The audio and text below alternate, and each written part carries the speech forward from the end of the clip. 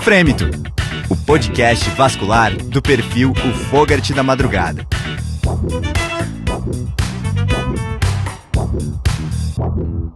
Esse é o Frêmito, podcast vascular, direto do 44º Congresso Brasileiro de Angiologia e Cirurgia Vascular. E a gente está recebendo aqui o Dr. Eduardo Vieira, da Regional do Distrito Federal, que falou sobre 5 formas para evitar o AVC durante uma endarterectomia de carótida, e agora ele vai dar umas dicas para nós aqui. Eduardo, seja bem-vindo, cara. Obrigado, doutor. Obrigado, Luiz, pelo convite. Esse tema aí é legal demais, hein, cara? 5 dicas. A gente vai tentar discutir alguma coisa aqui com vocês. Então, vamos começar já então pelas dicas, né? Vamos ser direto ao ponto. Porque o contemporâneo de Brasília aqui agora. Exatamente. Do que eu tentei separar, porque para ajudar todo o vascular no dia a dia, até pela carótida, eu brinco sempre que a carótida está um pouco, a nossa concorrência com o pessoal da Neuro está um pouco desonrosa ultimamente. Então, isso aqui está acontecendo muito, isso acredito também nas outras regionais, a gente está passando pelo mesmo problema. Então, acho que a gente tem que evidenciar algumas coisas da endarterectomia e mostrar que ela ainda é uma técnica boa, uma técnica... E que a gente é padrão ouro de muita coisa em guideline, né? Que ainda dos últimos guidelines, ela ainda é padrão. Então, basicamente, o que eu tentei dividir foi na anatomia, para a gente discutir aspecto anatômico importantíssimo na endarterectomia, não tem coisa. A indicação, né? Não dá para falar sem você indicar bem. Eu acho que isso também é um grande segredo. Um controle hemodinâmico, a gente mexe numa região onde faz muitas alterações hemodinâmicas, né? Isso é muito importante. E o anestesista. Eu acho que o anestesista tem uma parte, nessa pegada multidisciplinar, ele faz uma parte direta isso com a gente hoje na cirurgia de carótida. Então a gente tem como dica a anatomia, a indicação, o controle hemodinâmico, o anestesista. Isso. E aí a outra nós vamos falar um pouquinho dos aspectos gerais, assim, algumas coisas que eu acho que é importante. De técnica, você disse? Tem algum insight técnico de mesa? Tem. Por exemplo, que tem no mês passado, em abril, o European soltou um documento grande, um documento de 250 páginas, do manejo da doença carotídea isquêmica. Eu sei que ninguém tem tempo, mas eu recomendo muito a leitura desse livro. Leiam os boxes. Os highlights, né? Leiam as recomendações. Passa o olho. E até pro dia a dia. Pô, tem um caso assim na UTI, eu tô em dúvida, o cara carótida me pediu isso, eu não sei o que eu faço. Leia as recomendações. Eu sei que vocês vão aproveitar muito a leitura desse. Esse é do ISVS? Porque tem um de 2020, né? Tem, mas em abril agora. Agora eles soltam um manejo novo de doença. Legal. E no ano passado, em abril, o Journal também soltou mas um documento mais sucinto, não tão legal. Mas esse do Europeu, eles foram muito felizes. Muito felizes mesmo. E aí uma das coisas que eles colocam lá, que eu acho que é um ponto técnico, que é importantíssimo, PET, sempre, um A de evidência. Ou seja, não dá para fazer uma endarterectomia de carótida hoje e você fechar primário. É para todo mundo. Não dá para fechar primário. Então isso eu acho que é um primeiro ponto muito importante, que é uma dica assim, para quem faz, tem que botar PET. Não é para ter mais essa dúvida. Não é para ter mais essa discussão. Não existe essa discussão. Tinha um lance, né? Pelo menos no meu treinamento, mulher sempre ganhava. Exato. E aí o homem a gente decidia na mesa. Tinha o diâmetro da carótida, alguns centros usavam esse critério como, né? Porque assim, aumenta o diâmetro do vaso, mas você também aumenta o tempo cirúrgico. Não é muito, mas aumenta. Exato. Mas isso, o que eles falam, que os trabalhos que nortearam isso, que realmente colocando PET você diminuiu a taxa de complicação relacionada. Ou seja, não dá para você discutir isso. Legal a recomendação. Na tua prática você não faz por eversão, por exemplo. Isso por causa do meu treinamento, isso também é uma segunda coisa, não existe diferença entre as técnicas. Legal. Então essa decisão, esse consenso, o cirurgião decide. Então, respondendo a pergunta agora, eu fui treinado para endarterectomia. Tradicional. Tradicional. Eu não faço inversão. Perfeito. Se você falar, já vi mas você sabe fazer? Não, nem vou fazer. E porque esse é o terceiro ponto. Tem que ter treinamento. Perfeito. Não dá para fazer endarterectomia sem treinamento. Não é? Antigamente existia uma pegada de número de casos por ano. Esse guideline tirou isso. Achei interessante também essa observação. Ele bota assim, não, tenha formação, tenha treinamento. Se você faz, você tem a rotina de fazer, não é porque você tem que ter uma por dia que você vai ser o claro que a gente sabe que isso tem uma certa efeito, mas não é só isso. Eu não faço faço uma por ano. Mas também assim, eu acho que você tem que ter um peso equilibrando nessa medida. Então essas seriam alguns aspectos assim interessantes que eu acho que técnicos. Exato. Em relação a shunt, como é que você trabalha? Isso, porque eu sei que o guideline deixou a decisão, pelo menos o 20, era a decisão do cirurgião. Mesma coisa, esse mantém a decisão. Então, shunto sempre Shunt eletivo, shunt sintomático. Como eu faço? Para responder essa pergunta, eu tenho que responder como eu uso a técnica, porque eu faço com anestesia local. Eu ia perguntar isso agora. Eu faço com anestesia local. Então, como eu faço com anestesia local, e não no Dante, na minha formação, a gente fazia com anestesia geral, sempre fizemos. Mas era uma angústia, né? Quando terminava a cirurgia, eu falo que a carótida, quando o paciente vai acordar, e agora? Fica todo mundo na sala. É aquela, né? Então, eu falo que a carótida, ela tem uma contraposição, né? Uma beleza da anatomia, de uma condição anatômica. Eu falo que é a cirurgia mais bonita da vascular cirurgia de dúvida.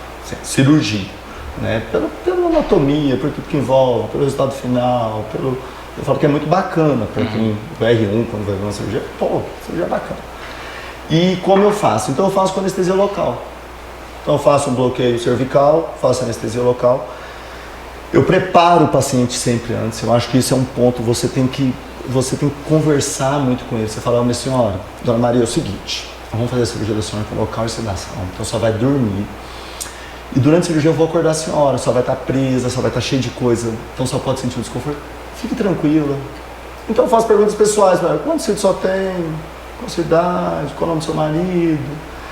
Então, aí eu converso com o anestesista, que é outra dica, que o anestesista, ele começa a anestesia com uma sedação pesada, óbvio, precisa secar tudo, e eu falo para ele, o seguinte, agora você vai acordar a paciente para mim. Eu preciso conversar com ela. Conversar com ela. Quanto tempo você precisa para fazer isso com as drogas que você está usando?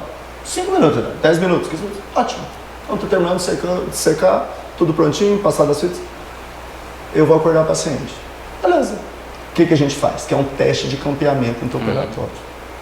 Então, eu acordo a paciente, oi, não, mas tudo bem, aperta minha mão, tal, testa a motricidade, clampeia interno. Clampeia interno, marca no relógio, tudo bem. Não, estou sentindo nada, doutor. Estou bem, estou tranquilo. Sem shunt. Toca a cirurgia sem shunt. Volta a sedar a paciente e toca a cirurgia sem shunt. Às vezes que a gente shuntou, né? Vamos usar esse verbo, shuntou. Clampeei a paciente. Opa, eu desclampeava, ela acordava de novo. Não dá. Tem que colocar o shunt. Interessante. Então, o meu shunt, então respondendo a pergunta agora, depois de contextualizar tudo, a gente usa o shunt eletivo. Seletivo. Seletivo. Eu seleto, tento selecionar ele para esses pacientes.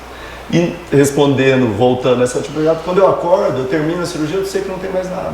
Eu sei que o paciente não vai ter um evento seguro, relacionado ali com isso. Isso é uma coisa que eu vi muito na prática. Eu passei um tempo na Itália no serviço do Chiesa e eles só faziam com bloqueio e eu achei assim, não te gera nenhuma dúvida. O cara faz o teste de clampagem, é imediato, só que exige um treinamento da equipe que está operando e essa comunicação e colaboração do paciente. Então isso é uma coisa que eu ia até te perguntar, você acabou falando já, como que você faz esse preparo pré, porque o paciente tem que ser colaborativo, tem que ter um nível assim, que você consiga, ele tem que entender o que está acontecendo e te ajudar. Se gerar dúvida, você pode achar que ele está AVCzando. Exato. E a outra coisa é o anestesista, né? As drogas, o cara agita, né? O cara perde um pouco o nível cognitivo, ele me atrapalha a avaliação neurológica intraoperatória. Então isso também é uma política. Deixa eu te fazer mais duas perguntas técnicas, Eduardo, baseado na tua experiência. A primeira é em relação à fixação da placa distal. Muitas vezes ela não sai em ponta de lápis. Como é que você costuma fazer, se é de rotina? E a última, se na tua prática você sempre utiliza dreno cervical. Bom, então como que a gente faz? Então, eu sempre fixo a placa proximal, sempre. Então, mesmo que estou em dúvida, eu falo que eu dou o pontinho da abençoada. É 7-0? Né? 7-0, fixação posterior. Se eu vejo algum lado, fixo também. Tá. Sempre testando flap, limpa com cuidado, né? Flechando a heparina, olhando o lume realmente da artéria. Falando tranquilo, fixação proximal, sempre. Beleza. Drenagem, sempre. Você sempre drena? Sempre, não, sem preconceito. Tive um hematoma cervical uma vez, tive que voltar correndo para drenar, nunca mais. Eu acho que era um A já no último guideline também. Inclusive, drena o calibrose. Nesse ele deixou a decisão de novo para o cirurgião da drenagem, mas a gente drena sempre. Legal. E aí foi uma coisa legal que ele botou, que nos últimos até não se discutia isso, a reversão da heparina. Legal. Que era uma coisa que a gente estava conversando aqui antes, e a reversão da heparina hoje, ela pode ser ponderada. Tá.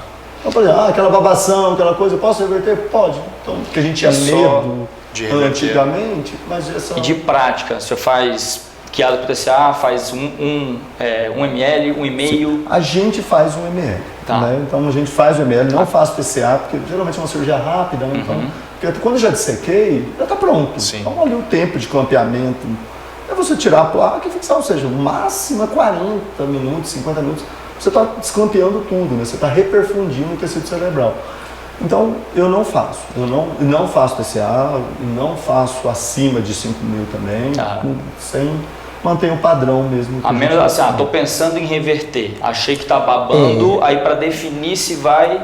Então, Luiz, vou responder isso assim, eu nunca reverti. Tá. Mas a recomendação do europeu, ele abriu esse precedente, vamos dizer assim. Porque eu acho que, por exemplo, na minha formação, era não reverta, você tá doido? Fazer protamina na carota, você tá maluco? Entendeu? Era uma coisa assim... Um ultraje. Um ultraje, tipo, como assim? Proscrito. Exato, né? Então... Mas me chamou a atenção essa recomendação, então por isso que eu acho importante compartilhar com vocês também. Se a gente for fazer então, para finalizar, um resumo aí, assim, qual que é a mensagem final de quem não vai conseguir assistir a tua palestra, mas que você queria passar para o pessoal? Eu acho que a mensagem primeira, assim, que eu acho que a gente discutindo outras coisas, esquecemos a endarterectomia é padrão ouro. Então ela não mudou. A endarterectomia ainda é a melhor cirurgia para carota. Em pacientes sintomáticos, ela é classe 1A de evidência, ou seja, se você pode botar um stent no paciente sintomático, não estou falando isso. Mas você tem que poderar sem dúvida nenhuma porque você não fez a endarterectomia. Então acho que essa é uma mensagem muito importante. A segunda que eu acho que é importante para quem faz já o PET, acho que essa discussão também a gente não pode deixar de ter, né? E a equipe multidisciplinar, acho que eu discuti antes com o paciente e com o anestesista também, com o pós-operatório no UTI, mas eu acho que tudo isso vem complementar para a gente não ter a complicação, que eu acho que é a pior complicação que eu acho que é o cirurgião vascular, que é uma complicação que a gente não trata. Eu acho que é por isso que a gente não gosta, né? Que é o AVC. Né? O cara chega lá com você bem e a gente, quando devolve ele com essa complicação, eu acho que é muito pesada para a nossa especialidade. Então, isso que eu acho que é a mensagem que eu deixaria assim mesmo no final. Obrigado, Eduardo, por compartilhar seus conhecimentos aqui com a gente. Prazer, Luiz. Parabéns pelo trabalho de vocês. Valeu. Vocês estão A gente agradece. inovando, então parabéns mesmo. A gente vê sempre, então pode assistir. Valeu. Tá legal, Obrigado. Abração. Não deixe de continuar assistindo os vídeos do Frêmito Podcast, direto do Congresso Brasileiro. Se vê no próximo. Frêmito, o podcast vascular do perfil O Fogart da Madrugada.